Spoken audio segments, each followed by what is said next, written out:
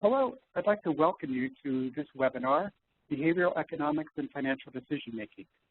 I'm Andy King with the VISTA program, and I'll be the host for today's session. I'll also be facilitating your questions later on in today's program. I'd like to introduce our main speaker today. Dr. Nilton Porto is an assistant professor of personal finance in the Department of Human Development and Family Studies at the University of Rhode Island. Prior to returning to academia, Dr. Porto spent over a decade in various management positions in the banking industry after obtaining an MBA in finance from Case Western Reserve University. His research applies behavioral economic concepts to personal finance and consumer behavior to help inform policymakers and practitioners. Also joining us today on this session are my colleagues Bethany DeSoblin and Sam Graziani from our partner Education Northwest and JPS International.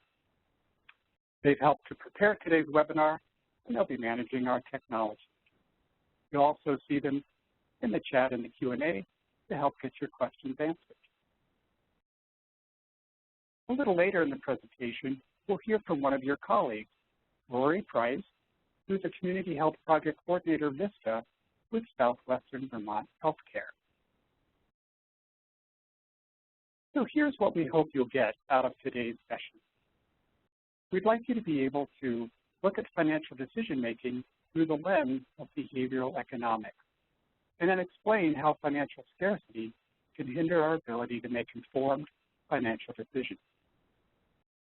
We hope you'll be able to describe concepts that impact people in poverty related to financial literacy. We'll also review how the unbanked and underbanked are affected. We also hope that you'll be able to identify some concrete solutions to address these behavioral obstacles in order to help the financial decision-making of those living in poverty. And finally, we'll have a chance to brainstorm how these insights can be applied to support VISTA members with their constituents. We'll start out our session by defining behavioral economics and then review some decision-making biases that can affect how we make our decisions. We'll look at behavioral economic strategies that can be used to affect financial behaviors, and then we'll talk about the impact of scarcity on decision-making, and then behavioral economics and poverty. And finally, we'll explore how you can apply this information to your VISTA service. Now it's my pleasure to turn it over to our main presenter, Dr. Nilton Porto. Dr. Porto. Thank you, Andy. I'm really happy and honored to be here to chat about concepts and findings that hopefully matter to VISTA members. I was actually thinking of how VISTA members are great examples of overcoming inertia, one of the main culprits for bad choices in both our personal and financial lives. Most people say that they want to make a difference. They want to volunteer. In fact, 64% of millennials say they want to make the world a better place. And 93% of teens say they want to volunteer. The actual figure is that roughly 25% of Americans volunteer. Perhaps inertia is keeping many people from volunteering. You are in the minority, so kudos to you for taking action and making a difference. We are going to start the session off with a chat question. Please enter ideas in the chat box and make sure you send to all participants. We want your comments to be visible to everyone, so please be sure to enter them in the chat panel and not the Q&A panel further down the screen. In life, we are constantly making financial decisions, choosing a credit card, buying a new or a used car, using payday lending. No, they are all financial decisions that have an impact in our current and probably also our future finance. Thinking back to the decision you mentioned in the pre-webinar chat, what strategies did you use to make that decision?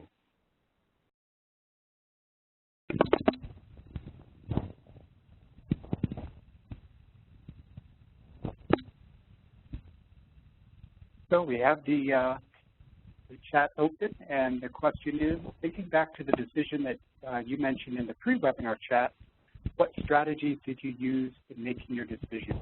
And we've got some responses coming in. First and foremost was to distinguish and clarify our wants versus our needs, what's absolutely necessary versus what would be nice to have. Looking at a budget as a strategy and categorizing expenses, cost analysis. Jason says that using cost as a factor in decision making, figuring out saving strategies, looking at the short-term versus long-term needs. Several of you have commented on that. Yeah, and thinking of the long run, what's going to be the bottom line result. Someone else identified risk and tolerance for risk as a factor in making decisions. There are lots of different strategies that you all are identifying, and you can keep those coming in. But Dr. Porto, I'm going to turn it back to you to keep our session moving. Excellent. Lots of good answers here, lots of good strategies. I just want to quickly comment in a few of them. First of all, somebody mentioned the dollar store there. I love the dollar store. When somebody, as somebody that does finance for a living and teaching finance, I love its concept where everything costs $1. And I don't have to think, I don't have to know. Later on in this presentation, we're going to talk about cognitive loads. So walking the dollar store, I really don't need to think too much about the price of things. I know everything, there's $1, it's up to me to decide if it's the right choice or no. So big shopper in dollar store too, for all paper products, kids supply, works great. Another comment, wants versus needs. That's something that, I have 3 kids, and even now I try to talk to them about that. When they, in the grocery store, we are in line to buy something, and they say they want something. Kids want something. They see those candies that are set up in the checkout aisle of the grocery store. So we have sometimes this really boring conversation for kids about wants and needs, seeing the difference of those. We want some candy, but probably don't need the candy today. So, even as adults, if you can make this differentiation in our minds, in our personal finance decisions, I think that's fantastic. And of course, budget, people talk about that, label categories of money. There's research on mental accounting showing that when you label money, you do a better job saving and budgeting your money. So that's another fantastic strategy to have there. Lots of good ideas still coming in, but I'll keep moving forward for now, and we're going to talk more about that later. So let's start our day by reviewing the standard economic model of consumer behavior and its assumptions. The model is the benchmark used by most economists when evaluating consumer welfare and consumer choice. So first, the model tells us that people have known, consistent, and stable preference. That means that people know themselves well enough to tell us what they like, how much they like, and what to order. In other words, they have full internal knowledge. People are able to act with full information. Even when complex choices are in place, people understand all the options available by processing all the information available. You can think of this assumption as the ability to access and process full external knowledge. Finally, people act rationally to find the best option to maximize utility. In a sense, people are able to pick the highest ranked choice available. These assumptions are useful to develop clean models to explain behaviors. For instance, the supply-demand model is very easy to explain and, on average, does a good job capturing buyers' and sellers' behavior. Consumers will buy more when the price goes down, and firms will provide more goods when price goes up. While the model assumptions might correspond to actual behavior, in many cases, there's lots of evidence from psychology and now behavioral economics that sometimes people are not very rational. We'll talk more about that in a moment. Talk about Spock here. Spock has become the go-to character to help describe this ideal, rational economics man, even though he's actually, half human, half Vulcan. This homo economics relies on logic and rationality on his decision-making. He is able to carefully weigh costs and benefits after processing all the information available, internal and external, in order to make the best choice.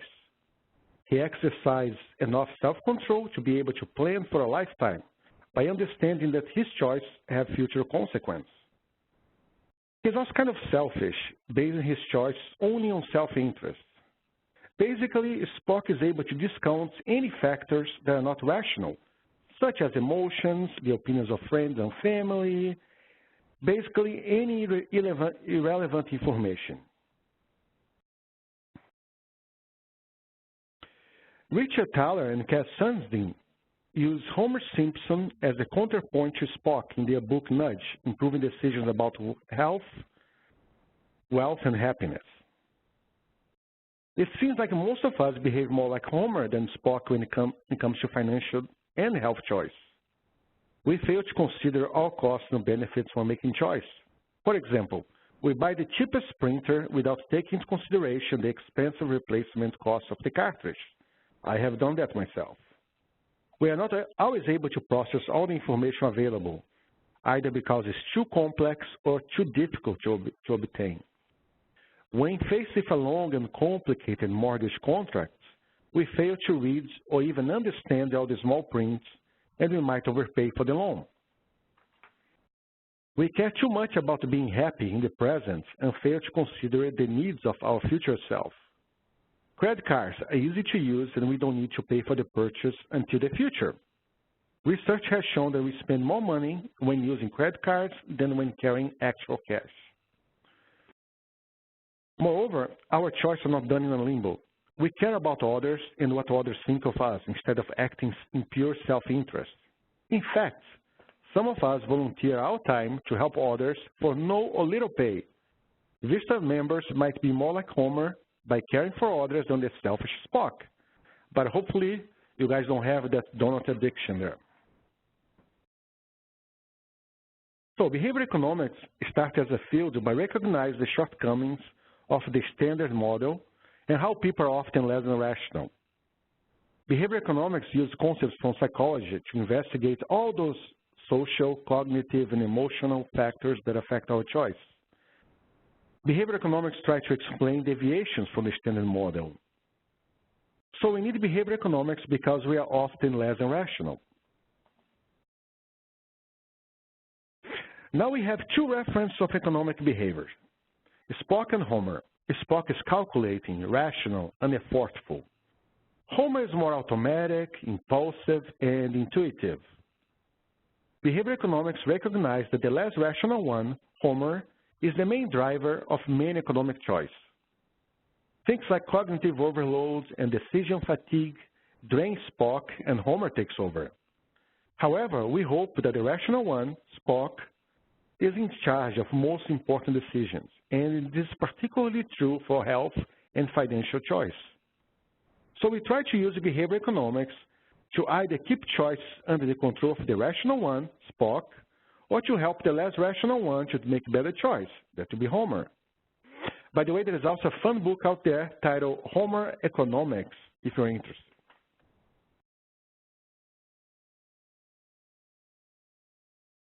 Let me start by showing an example of an experiment on cognitive loads. Participants were asked to memorize a one-digit number and walk down the hall to tell that number to another participant in another room.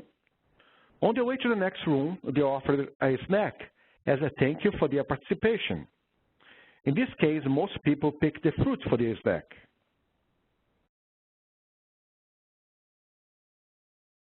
Other participants were asked to memorize a 7-digit number and repeat the same process.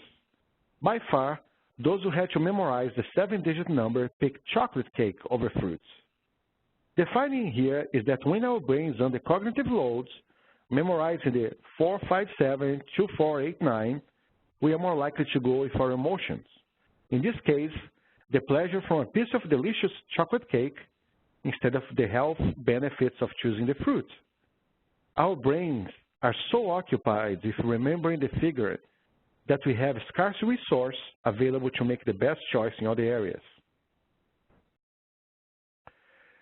The same process might be in place when making financial choice, such as saving for retirement versus spending money on a brand new car today. When suffering from cognitive loads, we might be more likely to make bad financial choice.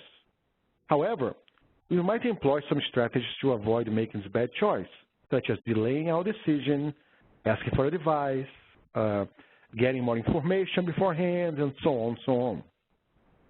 There are over 46 million people in the U.S. that seem to live most of their lives under this constant cognitive loads, this constant scarcity of resource that prevents them from making good choice to improve their own lives. They are the Americans who live in poverty. There is a very influential article from Bertrand, Mullanaten, and Shafir where they presented a new perspective on how people live in poverty struggle to make good financial choice. They start by saying that the poor suffer from the same type of biases as anybody else. The rational Spock is not always in charge. However, the poor have a very narrow margin of error, so mistakes are very, very costly. So when Homer takes over, the consequence can be devastating. They later expand on this topic in their book, Scarcity.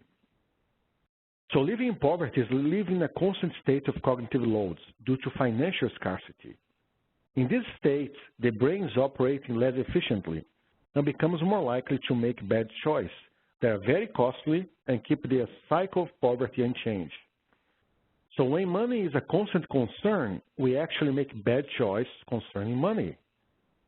The authors actually stated that the stress of poverty makes our IQ drop by 14 points, which is the equivalent of being sleep deprived after staying awake for 24 hours.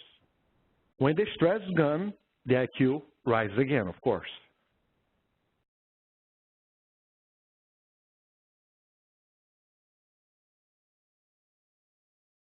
So, as I said before, the poor live in this constant state of scarcity.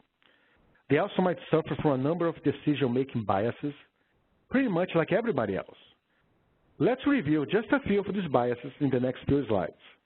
Let's also keep in mind that when living in poverty, our margin of error is pretty narrow, so it's valuable to find ways that help people living in poverty to make the best choice available.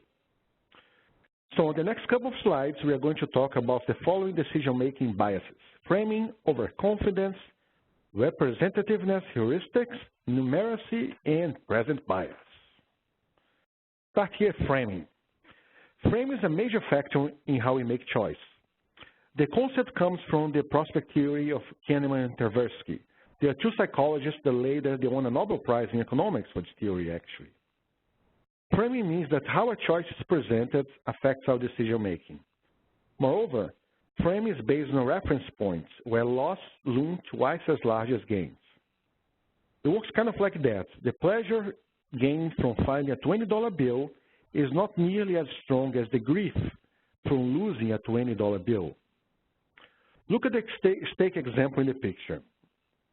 People judge more favorably the 75% lean steak than the 25% fat steak, even though they're exactly the same type of beef.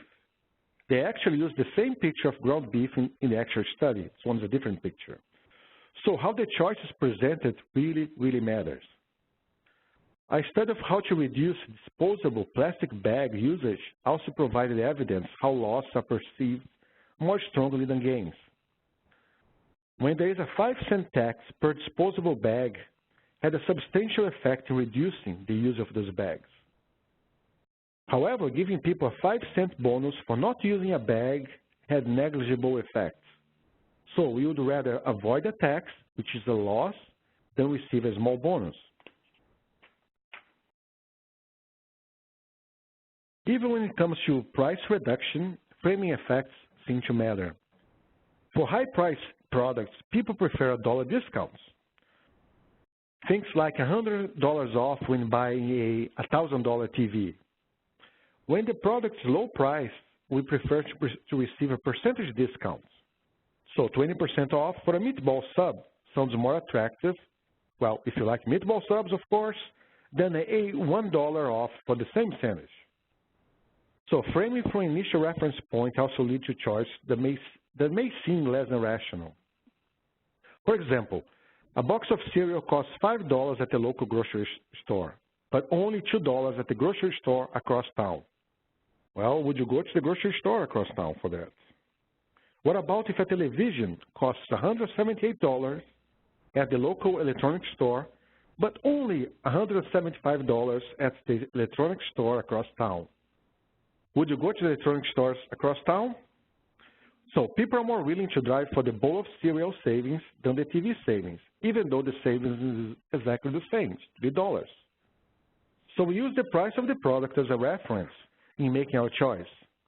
Now imagine that individuals are making choices that cost them more. Even a $3 difference can really add up to significant costs over time.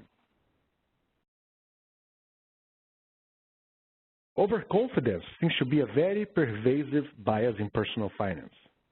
We think we know a lot, we think we know more than others do, and when facing some type of uncertainty, such as when we are taking a test, we are often pretty sure we got things right. Overconfidence has been linked to excessive trading of stocks, actually leading to lower rates of return on investments and to people paying for health club memberships that they rarely attend, and they even do not cancel the membership. In my own research, I find that people that are overconfident on their financial knowledge are also the ones more likely to need debt counseling, potentially after making bad financial decisions due to being overconfident. And in case you're wondering, when it comes to personal finance, men are more overconfident than women in most situations. Let's talk about heuristics now. Heuristics is a fancy name for rules of thumb. They are shortcuts that we use to make life easier, to make complex choices more palatable. When using the right rule of thumb, we are actually saving ourselves some time and effort and still make a good choice. However, using a bad rule of thumb can hurt our choice. One such case of a bad rule of thumb is representativeness heuristics. That's a mouthful there. This happens because we form judgments based on stereotypes, and they're too quick to detect patterns in data when the data is actually random. People have interesting reactions to lottery results. Some people not play the winning numbers from the previous week since they believe they are the least likely to be called. Some people play numbers they think are popular to improve their odds.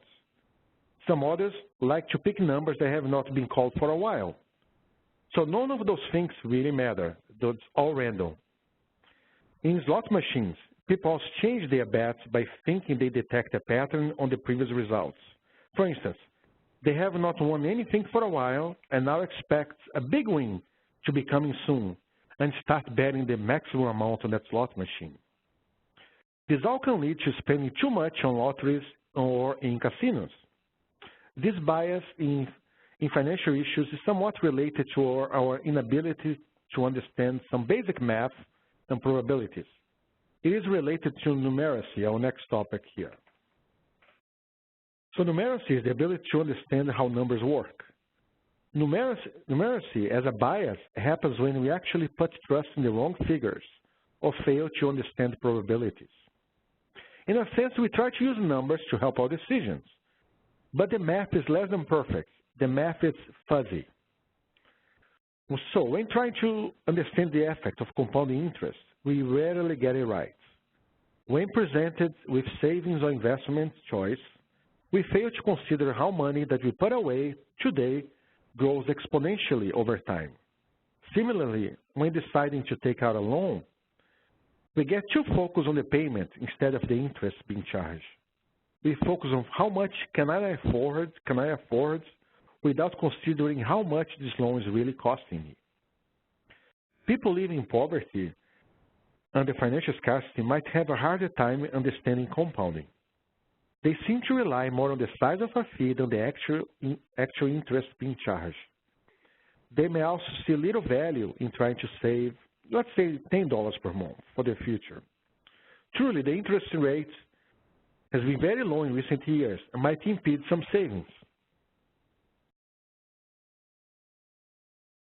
Then you have present bias. Present bias overvaluing the present rewards over long-term rewards. Present bias keeps showing up in personal finance matters of savings and spending.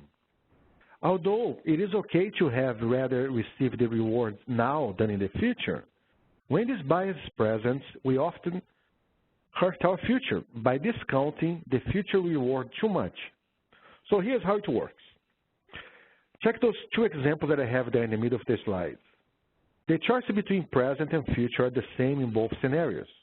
However, people are more likely to ask for that $100 today in the first scenario, while they also be willing to wait 2 years to get $150 in the second scenario. So that kind of shows that we are not consistent in how we discount the future and we want the rewards immediately. The demand for refund anticipation loans might get a boost from this type of bias. People want the money now and often use these very expensive products. Now, including fees, rates can be as high as 35% per year and eat up 10% of your refunds. In fact, more than 25% of all earned income tax credit recipients, the working poor families, they use this type of loan.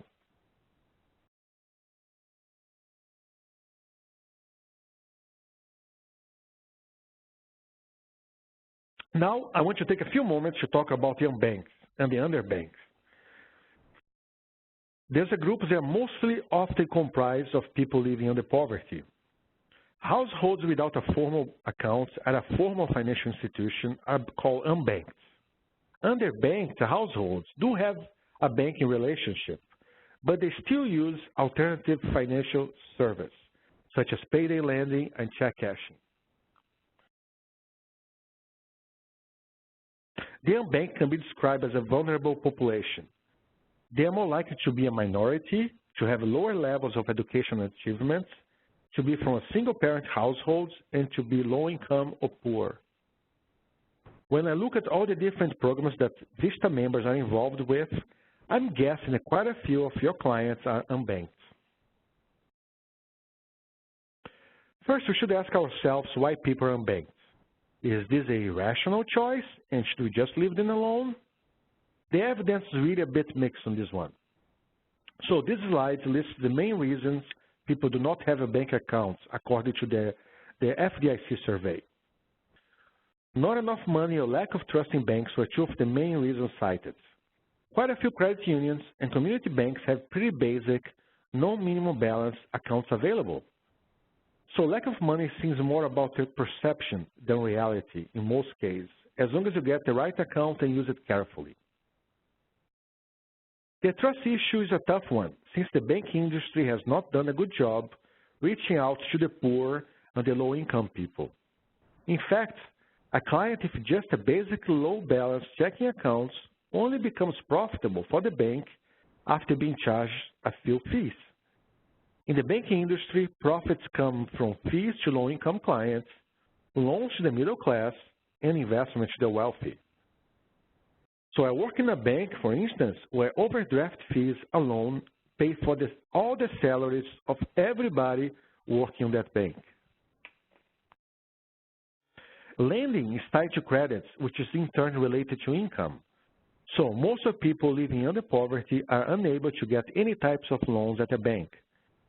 The reality is that most banks do not cater to the poor.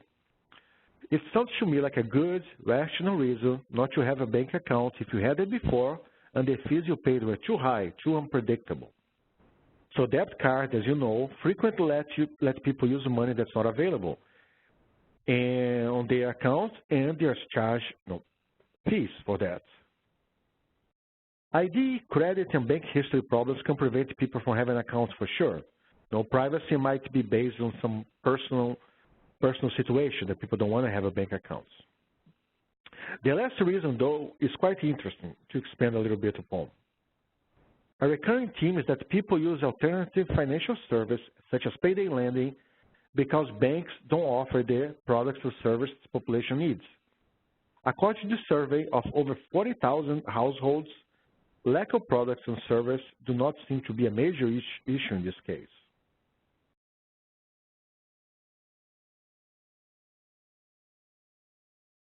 Why do we care about people being unbanked or underbanked? We see a number of positive outcomes in having a bank relationship.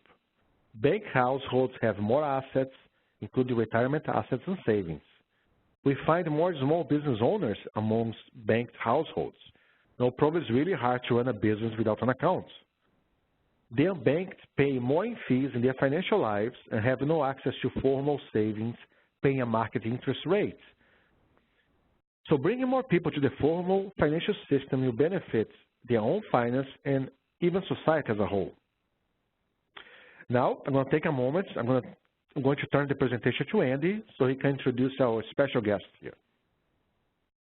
Great. Now we'll hear from one of your VISTA colleagues, Rory Price.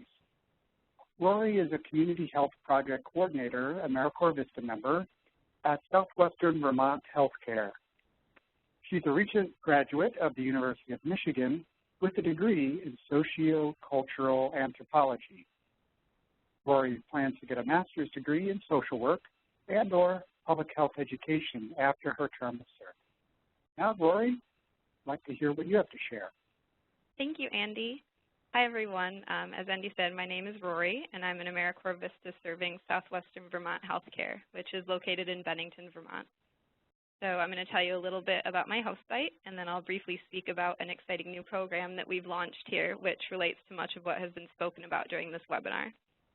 So as you can see from the map, Bennington is a small town located in the southwestern corner of Vermont.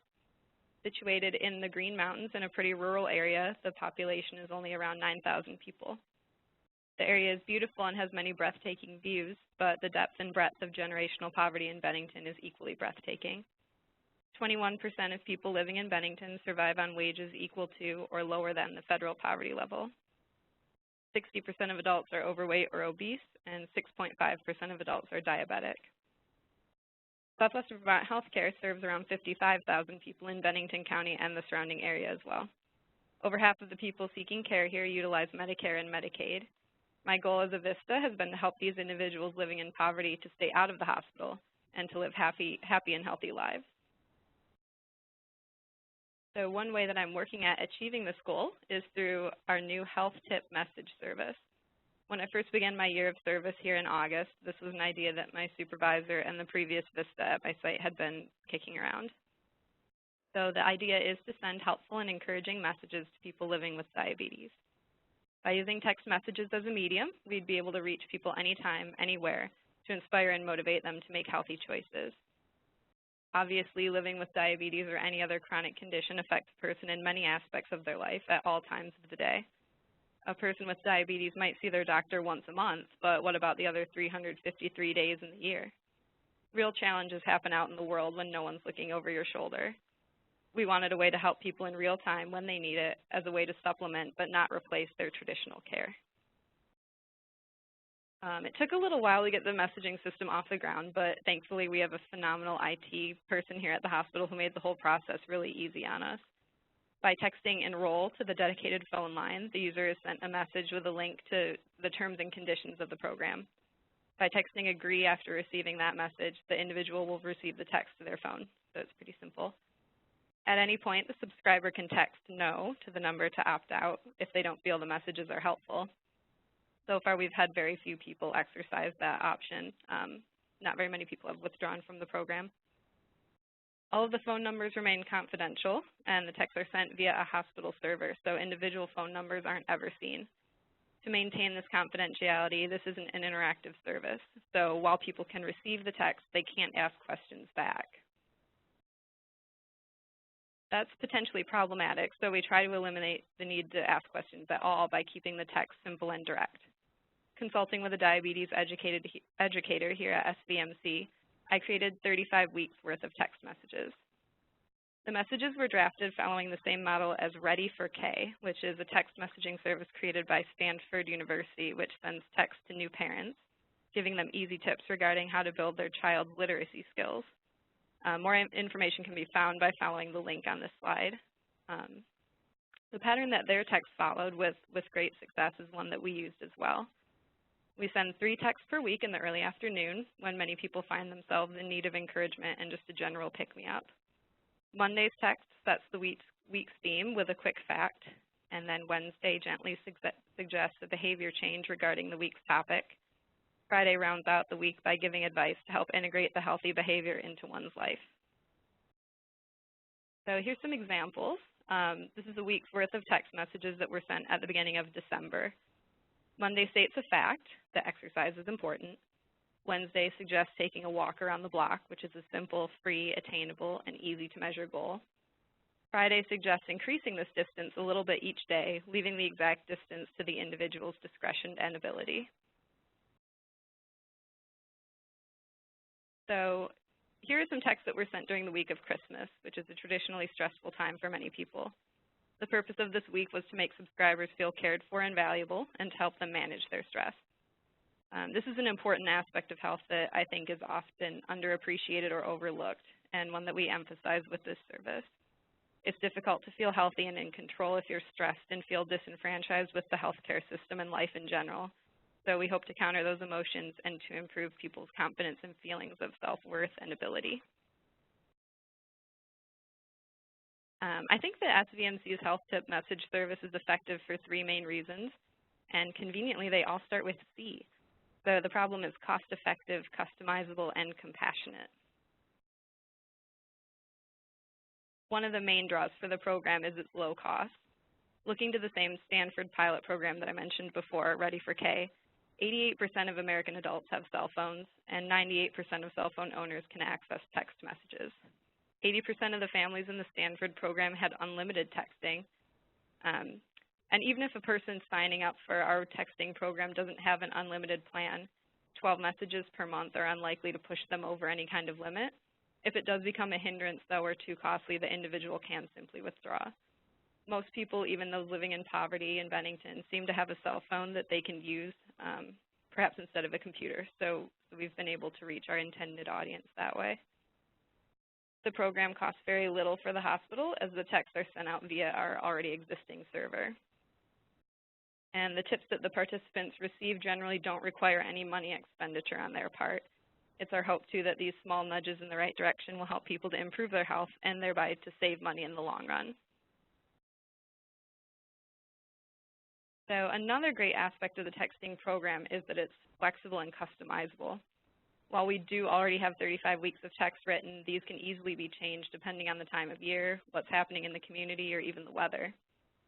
The program could definitely extend to other chronic conditions like COPD, hypertension, or depression. And it could also branch outside of the health field in ways like helping people become financially literate, increase their vocabulary, or learn about community events and opportunities. So these frequent small nudges can really go a long way toward creating a big behavior change for the better. Who couldn't use a midday tip to help keep them on track and making healthy choices? A little prompting can go a long way no matter what subject, so it's really applicable in a lot of different arenas. On this slide is a text that we sent on Black Friday, which exemplifies the compassion that we relay in these messages. And I think that's the most important characteristic of this service. Like many Vistas, I joined AmeriCorps because I wanted to help others live happy, healthy, and comfortable lives that are free from poverty. I have quickly discovered, though, that my Vista work can sometimes be met with cynicism and a little bit of doubt from community members. This is completely understandable. Like we talked about earlier in the webinar, people living in poverty generally are inundated with stressors and unforeseen complications. To push back against all the negatives in people's lives, like debt, sickness, or other barriers, it really takes genuine and sustained compassion. By keeping the tips friendly and informal, we aim to help people feel at ease making changes in their lives. So rather than a condescending directive, we hope to gently guide people through the everyday challenges of staying healthy. Hopefully subscribers will make small changes to their behaviors, resulting in an increase in self-worth and confidence to take an active role in their health. So that's all I have for you, and I hope that you can all use that information at your host site.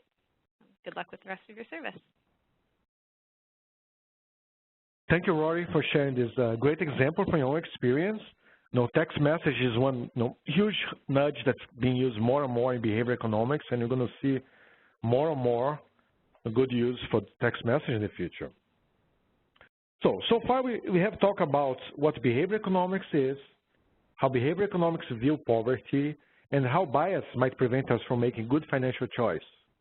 We have also reviewed the issues of the unbanked, a population that's often linked to poverty. We learned that it's usually better to have Spock in control of our choice, but that pesky Homer Simpson is frequently in charge when we are operating under the scarcity or a bias present.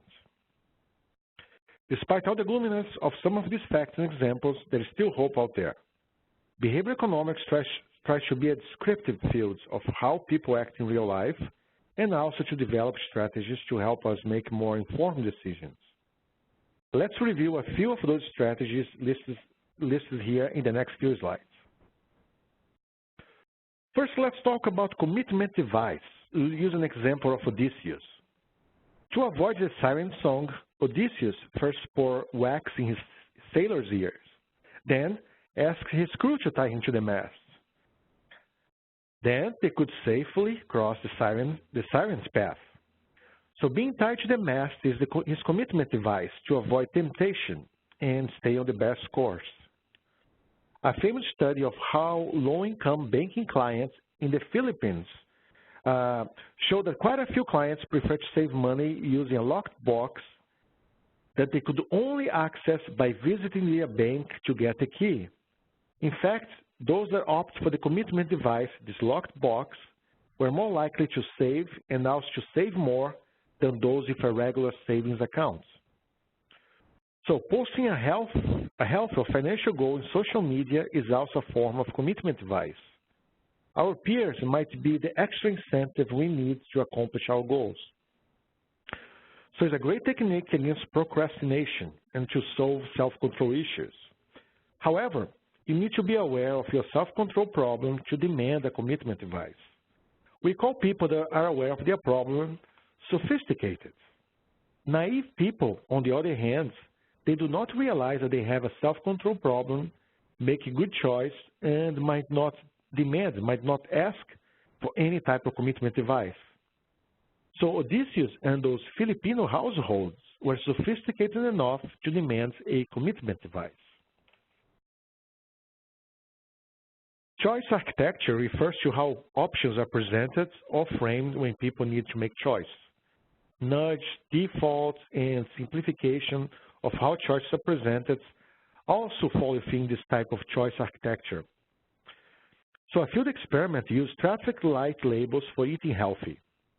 Red for unhealthy, green for healthy, and yellow for less healthy in a cafeteria, and found an increase in consumption of healthy foods and a decrease in the consumption of the red labels unhealthy types of foods.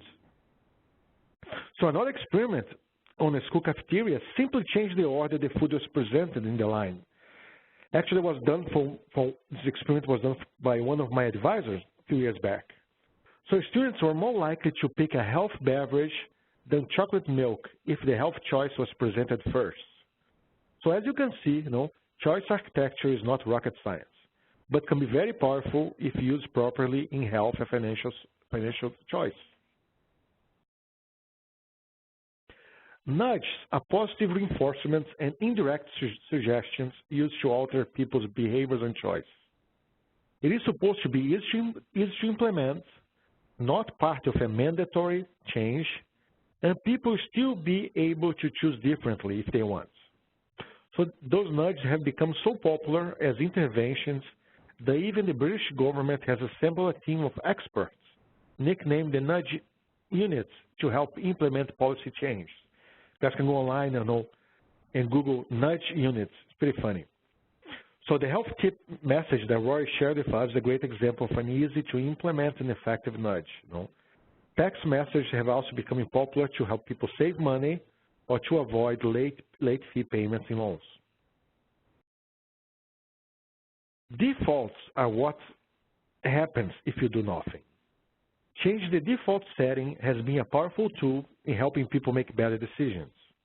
If we know what the right decision should be, or if we can set up the right defaults.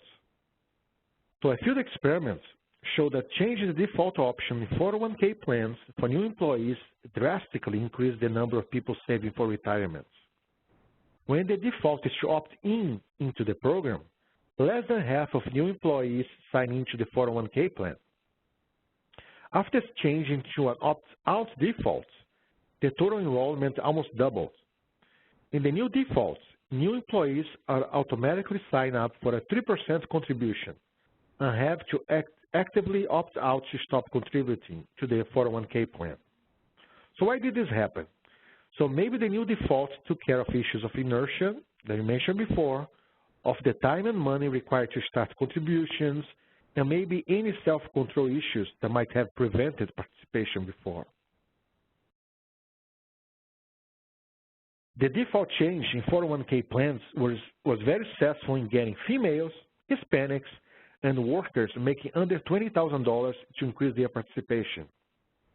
So the average participation rates also improved significantly from 49% to 86%. However, default settings might also have some unintentional and sometimes detrimental consequences.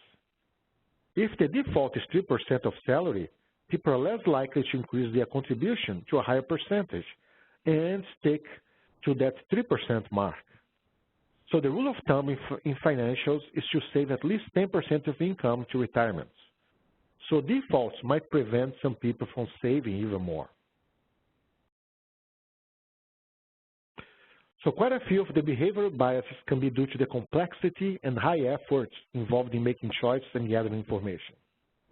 So one experiment found that just by providing a map with directions to a vaccination post had much larger effects in getting people vaccinated than just providing information about the health benefits of that shot. So just information on the benefits of an action might not be enough. We need to simplify, we need to facilitate whatever beneficial choice we hope people will make. For the unbanked, facilitating their choice of getting involved with the banking system might be very valuable. For example, credit unions and local community banks might be interested in participating in events where low-income and unbanked families are present. In fact, bank managers and personal bankers, the people in charge of opening the accounts of the sales in the bank, they are quite often paid commission for bringing new clients to the bank. So you can bring these banking people to an event, and I mean banking people, credit union. Perhaps you talk to people about how credit works, or to give them the steps into buying a house, or how to manage their money. Any kind of event that might help them with information too. So I did this type of community outreach quite often when I was a bank manager. And it is usually a win-win scenario, I was able to help people with banking and personal finance type of questions, and I was able to bring new clients to my branch. It was fun to do, really. So, non-English-speaking Hispanics are one of the largest underbanked and unbanked populations in the U.S. Sometimes just finding a bank representative that speaks their language can overcome their fear and distrust of banks and help them become more financially savvy. So one of the reasons people might prefer using payday lenders, check cashers, and even their neighborhood bodega is simply the fact that those businesses quite often staffed by bilingual employees, people that speak their language. So in personal finance, behavioral economics can be used to help people make better choice in the areas of earnings, savings, protecting, spending, and borrowing money. Those are usually the 5 main areas of personal finance. For example, in the case of poor individuals buying lottery tickets, the Save to Win program that was started by Peter to Fund in Michigan has shown lots of success helping people start savings by offering a certificate of deposit, a type of savings, that also includes prize awards on a regular basis. So the CD can be opened if as little as $25, and clients are entering in draws for prizes just like a lottery. It seems like people really like that and they demand this type of accounts. We can also help people with their spending habits by using the concept of mental accounting. And somebody mentioned before in the chat here about labeling their money. That's exactly what mental accounting is. So in mental accounting, people label money to different accounts, while all the money that's not labeled is more likely to be spent, and not always the most beneficial manner. So it's better to label your money ahead of time. So helping families to label money to different expense and savings goals, maybe just by naming their savings account, some banks let you do that, online or something like that, or if something as simple as a color-coded envelopes can potentially help better choice and more savings. So we already have the great example of Rory using text messages as a nudge to help people make good health choice. Now, can you think about examples where you can use some of the concepts we discussed, things like nudge, defaults, overcoming all those different biases, to help the programs and constituents that you support as a VISTA member? So please enter your ideas in the chat box to make sure you send to all participants. You want your comments to be visible to everyone, so please be sure to enter them in the chat panel, and you guys have been using that already, and not in the Q&A panel further down the street, further down the screen. And I'll pass it down to Andy. He's going to very soon start reading some response to us here. All right, so we do have this chat activity is now open. We'd love to hear ideas that maybe you've come up with about how you could use some of these behavioral economic solutions to help your VISTA program, your project, or maybe the community that you're serving. We've seen some ideas already coming up earlier. I would love to hear what else you've got in mind. All right, so Kenneth says you could use it to let clients know about secondhand stores in their area, or really for any resources for that matter. There are opportunities or resources available in the community. You can use these types of methods to know about that. You could add financial literacy to your standard literacy program, right? So you're sort of bringing the information to the people who need it. Mapping local banks and bank programs, right? So again, it's that convenience factor, simplifying, letting people find information more easily. Jill has an idea sort of related to what Rory talked about, using text messages to text encouragement to middle school students who are in a dropout prevention program. Bringing bank representatives to our center during the hours when most clients are present. That would certainly be spirit. Let's see. Offering a gift or the opportunity to earn a gift card for a job seeking candidate. So once they get a job, they get a little reward for that. Asking more questions about a constituent's decisions in order to get a better idea on what their thinking process is like, and helping perhaps to coach them along the way. Knowing about when and how to present choice, so that whole concept of choice architecture. Lots of great ideas here. Improving financial literacy workshops, again, collaborating with banks to teach clients about personal finances.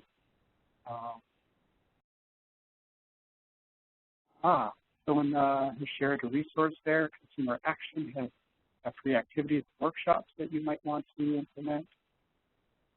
Informing college students about how people think about money and the contribution that stress plays in all of that. Offering grant writing workshops, introducing clients to bankers. Terrific. Tons and tons of ideas here. So, well, it looks like all of you have learned a lot and have some great ideas and resources that you can implement and that you can share with each other. So definitely want to take a look. You can scroll back up through the chat and see what your colleagues are suggesting. And maybe you'll see an idea there that will help. So Dr. Porto, any thoughts about what you've seen here? Yes, Andy. Actually, there's so many good ideas here that I was trying to copy and paste that to a Word document so I can print that for the future. And so please, guys, don't stop the chat until the end of the presentation so I can get all these great ideas here. I want to comment a little bit about financial literacy because I saw a few comments about that. That's what I teach. I teach personal finance class at the undergraduate level. I teach a very basic personal finance class, which I call Personal Finance 101, which is called, actually the title of the class is something different. And then I teach a more advanced finance class where people have to calculate compound and use their calculators. So I know 2 levels of personal finance class. One thing that seems like has been coming out of research is that financial knowledge, as much as we try to teach that, people have a tendency to look for the knowledge when they need. So what I mean by that, I might be teaching my students today about buying a house, and that's a decision they're not going to start, taking steps towards that for another 5-10 years. So it might be something that I can teach today, but they cannot implement until the future. However, what financial literacy seems to be very powerful is things that can be implemented right away. So I see lots of good comments about budgeting, saving, the value of money, and that's kind of the same type of things that I try to pass to my students. Understand the credit card statements, not being afraid of calling the credit card company or calling your bank or reviewing your loan and complaining if you see that the fees are not right, if the rates are not what you expect to be. So, I mean, knowledge in finance is really, really important, but it seems like we're only able to apply this knowledge well when the right time comes. So maybe for some of your clients, it's time to teach the very basics of credits, very basics of managing their money on their bank accounts. And like many of you guys said there, maybe it's time to bring some bankers in and get some of your own bank constituents bank accounts. So that might be those people. Some other of your clients, people that you deal with the programs, might be time to really take the next step about investing for retirement, buying a house. So, financial knowledge, wonderful. We should find ways to give people more financial knowledge, but you also have to time that at the right moment to really be, really be effective there. So great comments. Like I said, I'm going to copy and paste for my future here, and I saw a comment about somebody was looking for some of the sources that I use here in the presentation. I'll make sure I'm going to share with you guys in the future too. And I also have a slide of resources here for you that I put together some of the ideas that I had that can maybe be helpful for the programs that you are working right now. So I want to leave you with a few resources you can use and share with your constituents. Benefits.gov is a great first contact to help people find out what's available out there for them. Maybe many of you guys have used that before and know about that, know about the website. So the second chance bank accounts. Now, quite a few banks and credit unions offer some type of second chance accounts for people that have had an account before, but it was closed due to insufficient funds. They have some problems paying back the bank. While these accounts might have fees and other limitations, they might still be a better option than using payday lenders and check cashers and any other type of alternative financial service. So look into that. It might be helpful for some of your clients. So the third bullet point there, the tax filing can be very complex and costly to many families. Now remember how low-income families are heavy users of expensive refund anticipation loans. So one option here is to find a volunteer income tax preparation, a VITA site in your area using the IRS website. And we're going to have the link over there for you. The tax preparation is free, and many locations offer banking and savings products too. Then we have the Doorway to Dreams. It's a great initiative to provide savings innovations to lower income individuals. For example, the Savings and Lottery combo started right here. Check it out once in a while to get some new ideas. Finally, you have bankrate.com. They're very easy to use calculators that cover everything from debt management to used car loans. So it's a great place to avoid those numeracy shortcomings that you talk about and make sure that people are not using bad rules of thumb. That's actually the calculators that I use in my class, in my Finance 101 class. So if anyone has any other resource they'd like to share, please put it down in the chat. We have seen quite a few already. And thank you for taking the time to attend this presentation. We now have some time left for some questions and discussion. And I'll turn the presentation back over to Andy. Andy. Great. Thank you, Dr. Porto. And thanks, everyone, for your participation so far. We will get to your questions in just a moment. But while we're doing that, we also want to invite you to share your comments about today's presentation using the evaluation poll that you'll see on the right side of your screen.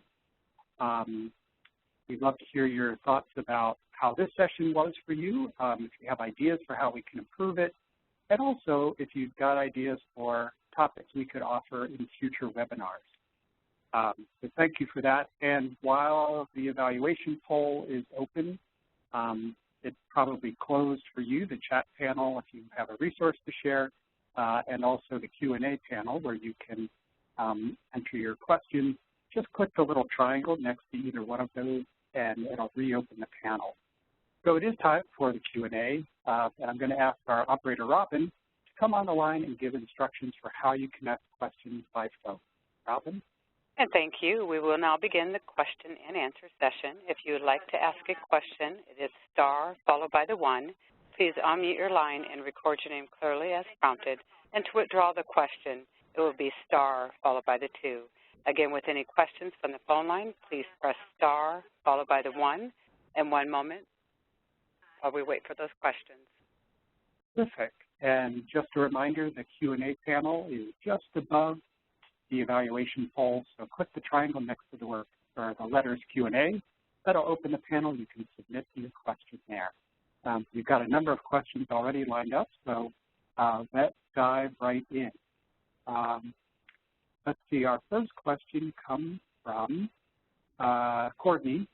And Courtney says, how could VISTA use this knowledge of behavioral economics to support the capacity of our work site to engage and build relationships with low-income families and individuals?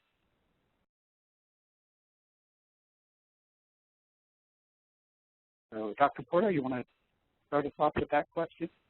Well, I'm sorry for that, Andy. I think I was on mute here for a moment. Oh, yeah, okay, great. Yes, that's a good question. Seems like your programs are so different from each other, and you guys are helping so many different programs out there. I guess I would start, if I was the VISTA member working a program, I would start by looking around and try to figure out what are some of the difficulties that people have to either access my program or use some elements of the program. Try to start in this whole simplify, facilitate. Are the forms too complicated? Is there a better way to communicate if my constituents, are my hours the right hours? No, hours is always annoying. The whole thing about dentists working 7 hours where we are working too. And maybe is a moment to look at the hours of the program. If this is the most effective to reach your community. I look at small things like that. I mean, the whole idea of behavioral economics really nudge simple things towards architecture. So if you could start by looking at taking those small steps that facilitate how people access your program, I think it might be really, really helpful to your community. Perfect. Our second question is for Rory. This comes from Kevin. And Kevin asks, where would I start to set up an opt-in text messaging system? I like the idea for my own project, but I'm not sure how to go about setting up something like that. So, Rory, do you have some advice? Yeah, I'm not sure how helpful I would be regarding the IT aspect of things. I'm really fortunate at my site that we have a really modern, up-to-date IT system and people that know how to implement programs like this. So what I would recommend is figuring out sort of the logistics on your own side first. So what I did was I wrote all of the messages that I would send out, what days I would send them out, consulted with someone, an expert in whatever field you're looking to be referring to with the text messages, and then I guess you'd have to approach a company. Yeah, I'm not sure how that would work because our server is right here, so it was really convenient for me. I'll send you my email information, and I can try to help that way, maybe get some more specifics about what you're looking to do. Great, thanks for that, Rory. But just, I guess as a general, overview of how something like this works. So basically, there is software or maybe a website or some kind of technology solution that allows you to put in a list of mobile phone numbers, right? And then you can also queue up the messages and schedule them at a particular day and time, and then the system will automatically broadcast those text messages out to all the people in the list. Is that generally how it works? Right, yeah, I think so. And if depending on the amount of people that you were looking to text, you might even just have a have a dedicated phone for that you could send out to the numbers. It wouldn't be as confidential that way, but I guess depending on your topic, that might be an easy solution as well. Great. All right, thanks. So now let's check and see if we have any callers on the phone. At this time, I'm seeing no questions, but as a reminder, if there is any questions from the phone line, it is star followed by the 1 to ask a question. Great. And also as a reminder, if the Q&A panel has closed for you, just click the small triangle next to Q&A. That'll open the panel. You can submit your question. Please make sure it goes to all panelists so that we'll be able to see it and include it. Next up, for Dr. Porto, is a question from Robert. Robert says, I saw research talking about how check cashing vendors and payday vendors are more popular in poor communities. Are there any tips about working in populations located in these areas where banks are less accessible? Yes, what a great question there, Robert. Let me start to review some quick things about check cash and payday lending because they're kind of fascinating because the people that go to those places, in theory, they're a little bit different. To do a payday lending, you have to have a banking account. No, the way the payday lending works, that you go there and say, I need some money today, and I'll pay you back in a week, whatever the term is. And in order to pay back the payday lender, you have to write a check. So people that use payday lenders should have a bank account in most cases. Check cash is a little bit different. Check cash could be somebody that doesn't have a bank account whatsoever and needs to cash their payday check. They do focus in poor areas. They do because those are where most of their clientele is. And some states have passed some laws that limited the access of payday lending. They have to cannot have two payday lending in a certain geographic area. No, not too close to residential area. Which, my economics mind think like maybe that's not a really good idea for the poor. Maybe competition is better. It's better to have several. People can decide which one is the better price. But anyway, that's besides the point. I think the main ally in reaching out to people that use those will be your community banks, your credit unions. They work in the bank. We are looking for those people. We want to have an opportunity to maybe provide some of the service that the check cashing place is providing, the payday lending is providing. So if you have any contacts there in your program, any community bank, any credit union in the area that's willing to work with you, they actually, Vista programs will be the place where you find the people that use those type of alternative financial service. And I'm sure that bank representatives and credit union representatives, they would love to come and talk to people, set up shop there for a day, talk to your members as they come in, and find ways for them to stop using some of those services. Not sure if it's the best answer, but was definitely an excellent question. Now I'll pass it back to Andy to read some more. Great. Next up, Catherine asks, on how choices are presented, I guess the topic of choice architecture, do retail stores having sales reps provide the cost analysis of customers help people to make smart choices? Oh, that's fantastic. Well, let's go back a moment here. Behavior economics, sometimes we like to say that we invented the wheel, but the fact is lots of concepts from behavior economics came from psychology and actually came from marketing. Marketing people know a lot of the stuff about how choices are presented, right? The whole thing about the eye level in the store. Vendors will fight for that space. Vendors will give stores special promotions, special discounts. You have the eye level type of thing. So having the retail stores, sales reps to provide the cost analysis to customers, I don't know how that happened really, Catherine. I don't know if that's in the best interest of the store. I guess, just think about that for a few minutes, I don't see that happen. The goal of the sales rep is to have the sales if they're commission or good service and other things. So perhaps the retail stores are not the place where you can really look for answers when it comes to choice representatives. Maybe it's some for us, for public policy, for other areas. And that's already happens. Things like FDA, the Food and Drug Administration, that's in a sense what they do. They try to review the food and the medications available, make sure they provide the best information to customers.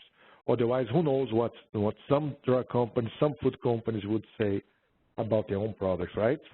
So great way of thinking. I think the retail stores, they know how to present their choice already. They're just going to do that in their own interest, not necessarily the customer's interest. Yeah, Nelson, I think that probably goes back to what you mentioned earlier regarding banks and the level of trust that people have in those institutions. So if a retailer is seen as maybe being more self-interested than having the benefit of its customers up front, it may be hard for a customer to trust that the store or the retailer has their best interest in mind. So, interesting question. Do we have any questions on the phone yet? Yes, we do. We do have one from Joshua. Your line's open. Joshua. Hello. I was curious, is it best to pay off the balance of a credit card all at once, or to make just not necessarily the minimum payments, but just the normal payments? I've heard different things, and I didn't know if it depended on the credit card alone or if there was a general rule. Yes, that's. I'll take this one, right, Andy? Yeah, sure. Yeah, Joshua. Yes, I have heard this question before from some of my students, from other people too. We kind of hear conflicting response to that. But here, how it is. If you have a balance in your credit card and you are paying interest on the balance, and you are able to pay off this balance, you should pay off this balance. Otherwise, you're paying interest and you don't need to pay off. The other part of your question, I think you're talking about developing credits. To help your credit score, what you want to see in your credit report is a regular payments. So here, perhaps the best way to develop your credit score is to use your credit card every month and pay your balance in full at the end of the month. Then you use again and pay your balance in full. As long as the credit report shows that stream of payments being paid on time, there's no late payments showing up in your report, that really helps your credits. Another thing that helps your credits related to using credit cards is your utilization ratio, also called the usage ratio in some case, is the idea that, if you have a limit of, let's say, $1,000 in your credit card, you wanna avoid your balance going over, let's say, 50%. So you never want to have more than $500 in a credit card, because as your balance getting close to your limits, that starts hurting your credits. In fact, the best thing to do is to have under 30% balance over limit. So if your limit's $1,000, you want to keep under $300. And again, best way to develop your credit cards. You can use a credit card. That's fine. As long as you pay in full, you're not paying any fees, not paying any interest rate, as long as you pay on time, and it's going to help your credit. So the fees in the credit card, if you pay at least the minimum payments, you avoid the late fees. However, what the balance is left is you're gonna be paying interest in your balance. So if you have the money available, pay off, and then just keep using your credit card on a regular basis. Hopefully that's what Joshua was talking about, and I was able to answer that. Yeah, and actually, I have some unfortunate personal experience with credit cards that I'm willing to share. One thing I learned sort of the hard way, I missed a payment one month, and so that the bill came the following month and said, I had what was due last time plus what was due this time. I said, okay, my bad, I'll just pay off the balance. So I sent in the payment for the total amount due. And then sometime later, a year or two later, I was applying for a loan, and that came back to haunt me because it showed on my credit report that I had a missing payment. That's when I paid 2 months at a time, it showed that original payment was still missing, even though I paid the total balance. and it showed as like it was, you know, unpaid for 24 months or something, which looked really bad on my credit report. So one thing I learned is if you do get late or miss a payment, at least to me it seemed it's better to make 2 payments, pay off the 2 months, rather than just sending in 1 payment to pay it all off. So again, I don't know if that's helpful for Joshua, but something that I learned in my personal experience. All right, next up, the question comes from Rockland, and this is a really interesting one, so I hope I can do it justice. And it has to do with the unbanked. It says, how would we go about approaching people who have limitations on banking due to either limitations related to food stamps or maybe their eligibility for a benefit like SNAP, or due to someone who's a parent avoiding getting their bank account garnished due to being mandated to paying child support. So any thoughts on how you could approach people who have those kinds of limitations around banking? You know, I have experience with clients that had exactly that situation there. And it's not necessarily my fault, but I can tell you what those clients did. They tried to open accounts in somebody else's name. So for instance, if it was a limitation on the food stamp limitation, you cannot have it's a means test, you cannot have a certain amount of assets or Medicaid. So they would find ways to set up accounts on their children's name, you know, family member, set up a savings, and sometimes the savings in the child's name, and they were the guardian of the savings, so they could use their accounts. That's the way that I saw people handling those situations.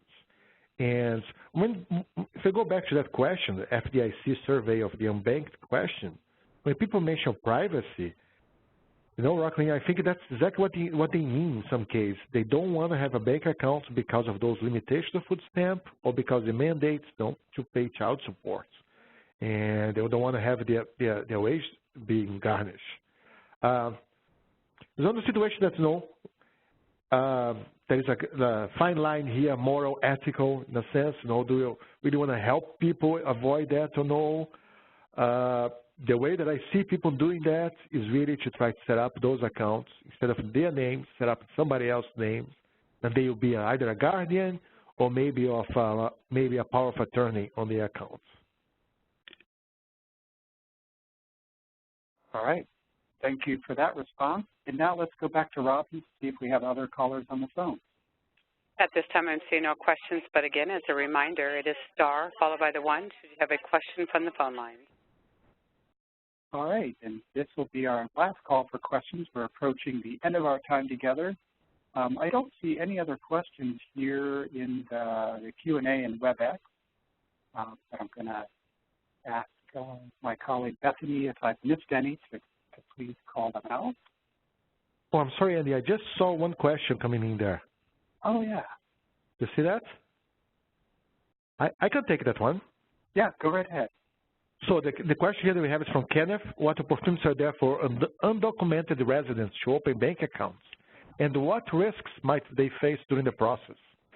Great question. We saw that a lot. I have the privilege, I really call it privilege, because I love working that place. I work in a location, a bank. I was a manager. Half of my staff spoke Spanish. And actually, I'm not fluent in Spanish, but I learned so much from my clients that I can help people in Spanish when it comes to personal finance. I might not be able to talk about a recipe or some type of small talk, but I can really get into my financial Spanish. Anyway, we hear that all the time. First of all, banks have no interest and will never report to immigration anybody that comes into the bank. I never heard about that ever happen in the banking industry, but of course I might be wrong. My experience was in 4 different banks, and we really don't care about that. So undocumented residents who come to us, we'll do everything we could to open the accounts for them. It was much easier in the past where people could apply for a IT number, the tax identification number. They're able to apply for that and open a bank account with that. But nowadays it's become much more difficult. The banking industry has no shut down some loopholes since 9/11, really, in a sense. So a little bit harder. Undocumented residents, some banks might still allow things like matricula consular for Mexican people from Mexico that are here. And if you have the matricula consular, which is not a full passport, but it's something that's issued by the local consulates, in some cases, some banks will let people open accounts with that. I'll check community banks and credit unions. If they do open the account with a passport, in most cases, we have to check to see if there's a valid visa, and if there is, they don't necessarily need to have a Social Security if they are legal visitors here. But of course, you ask about undocumented residents. So, just to sum it up, I would not discourage people from trying. Maybe find a representative that speaks Spanish, they understand where they're coming from, and have your clients visit a bank and see what the options are. Some banks are more lenient than others. There's still some federal regulation they have to follow, but who knows? I mean, I'm pretty sure that most of the bank representatives and credit unions, they'll try to open the account. They'll try to find a way. If they have a way, they'll try to get a personal bank account. All right, great. Thank you for that answer. And what a fortunate thing we had you on this call with your experience exactly in that realm. Well, we're approaching the end, and Robin, I'm guessing we have no other callers on the phone? Yeah, I'm showing no further questions.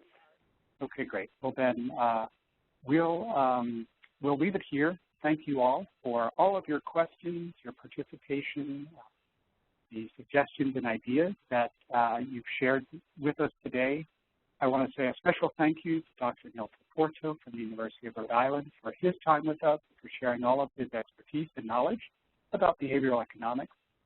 I also want to give a special shout out to Rory Price and the great work that she's doing in southwestern Vermont, using behavioral economics and nudges to improve the health and well-being of the community members there.